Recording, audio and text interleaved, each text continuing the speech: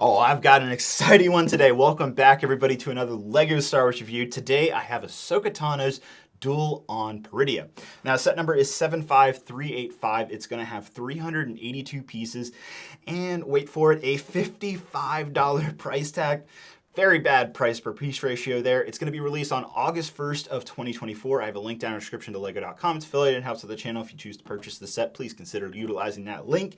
And with that said, wow, does this set look much better than I thought it would. I like all of you, I heard the rumors about this one, and I was like, okay, it's probably gonna be on like the rocky terrain or stuff like that. I didn't expect it to be on like top of these like towers. This is actually a pretty good concept. In fact, it reminds me of the Obi-Wan Vader set that we got a few years ago, which was very bad. It just wasn't good. This looks like far better execution. You can see that LEGO has improved because they're actually utilizing similar techniques with how the minifigures move on the kind of base of the diorama display almost. This doesn't even look like a normal playset. It looks like a diorama, which is a compliment in my opinion. Kids might be turned off by this set, but young adults, you're gonna love this one, especially if you enjoyed the Ahsoka show. On the back, you can see there is some functionality, but really, let's be honest, you're picking this setup for the minifigures. It's finally the return of Grand Admiral Thrawn. Brand new Ahsoka variant. We also have Ezra returning for the first time in forever. And then we also have a Night Trooper for the first time. New variant of Morgan Elsbeth, like a full stack of minifigures. All 5 of them are brand new and exclusive to this set. That's really going to make this set worthy, I think, of the $50 price tag, even with that terrible price per piece ratio. Maybe I'm getting ahead of myself, but let's go into the in-depth and see what this set's really like. I do want to thank LEGO for sending it over for review. And without further ado, let's see what the Duel on Peridea is like.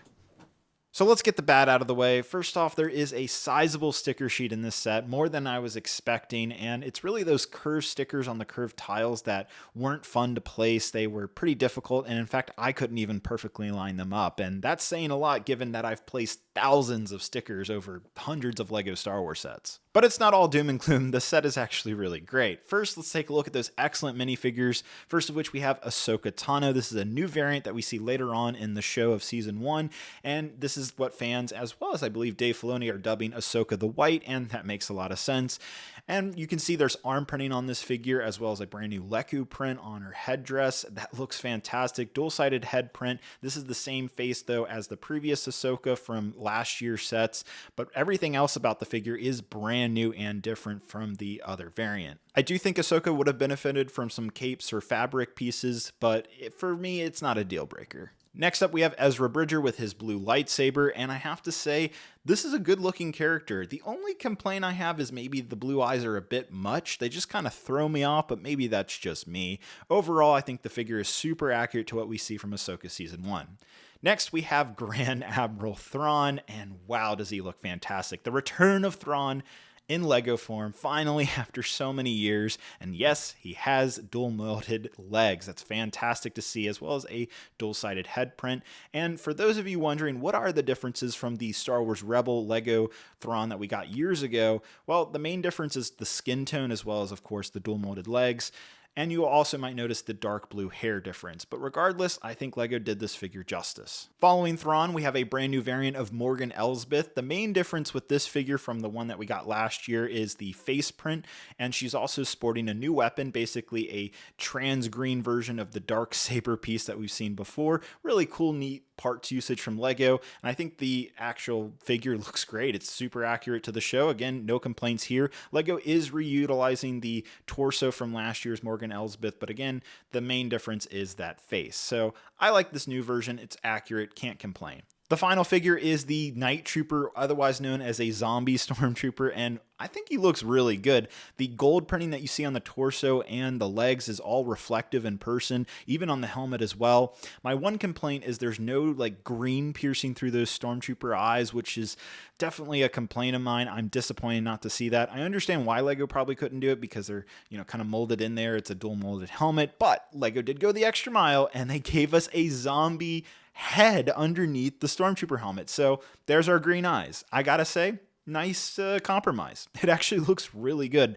I love this figure. And now making our way to the set, I am very impressed. It is super accurate to what we see in Ahsoka Season 1, and it looks great in person. It looks way better than what the box shows, and there's even some play functions. First off, you can spin these little gears on the sides, both on left and right, and they'll spin these dials right here for the minifigures to move around and battle each other, very much alluding to the Obi-Wan versus Darth Vader set, or for those of you who might remember the 2005 Duel on Mustafar. Now you can also spin the middle dial, but this has to be done by hand. There's no gearing or anything like that, and it still works, and I gotta say, it's very fun to play with. It's not a gimmick feature. It actually works very well. And then there is also a catapult on the backside that you can use with the Stormtrooper, Thrawn, whoever you want. It's a nice little fun feature that I also don't think is a gimmick. It works very well.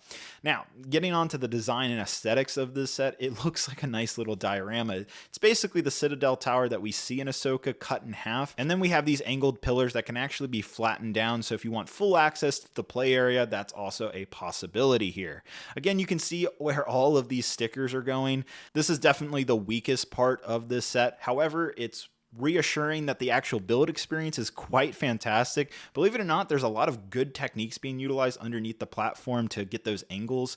And then you also notice there's 3 different designs for the pillars. I think these are really cool. I just wish they were printed instead of stickers. And for those of you wondering, here's what the underside looks like. Nothing crazy, but it's also worth noting on the opposite side of the pillars, there's actually a little bit of detail here with some gold rods, and I like that LEGO added this. Again, even from the backside, it looks really good. Doesn't matter the angle, the set looks great, and I can't say that about every LEGO Star Wars set. This is a fun one. Now, lastly, I just want to show some other kind of diorama duel sets that recently came out, like the Boarding on Tantive 4, as well as the Obi-Wan versus Darth Vader set. And as you can see, the Duel on Peridea is pretty much the same size as these other sets, and they also retailed between $50 and $55 originally. And you know what? It fits in that regard. In terms of minifigure count, it's on the lower end, which I would say is made up with the fact that we have arm printing on Ahsoka, dual molded legs with Thrawn. The minifigures are excellent, but the Boarding on Tantive 4 has the edge with the extra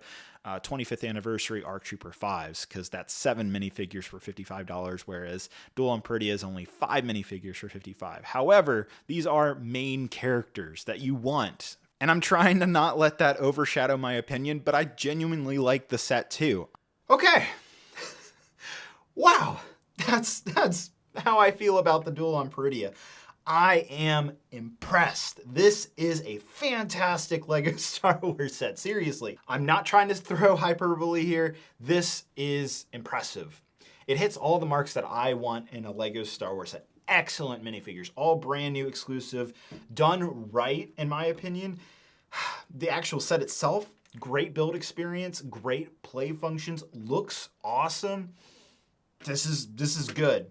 The only thing I can really complain about is the stickers and the piece count. And I think the minifigures definitely make up for the lack of pieces. I think the stickers is a little unexcusable, especially with the circular tiles. Those are always hard to get just right. I couldn't even nail them.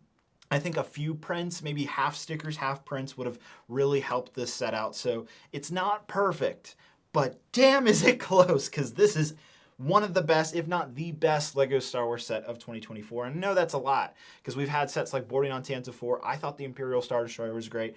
But man, Duel on Peridea, it's up there now. That's up there with the top 3 contenders of best set of the year. Absolutely. Even if you don't want to pick it up day one, you think 55 is a little too high, which I totally understand, but I think the minifigure value alone is worthy of that price. And the set itself is great. But if you want to wait, maybe Amazon's going to mark it down to 40, 45, or maybe the set will show up at Costco for that amount. This is a must-buy, I think, for LEGO Star Wars fans. That's how good I think it is. It's exactly what I want from a LEGO Star Wars set. Great job, LEGO. Highly recommend. Links down in the description. Thanks again for LEGO sending this set over for review. This is a good one. Hope you guys have a great, wonderful day, and I'll see you guys later. Bye-bye.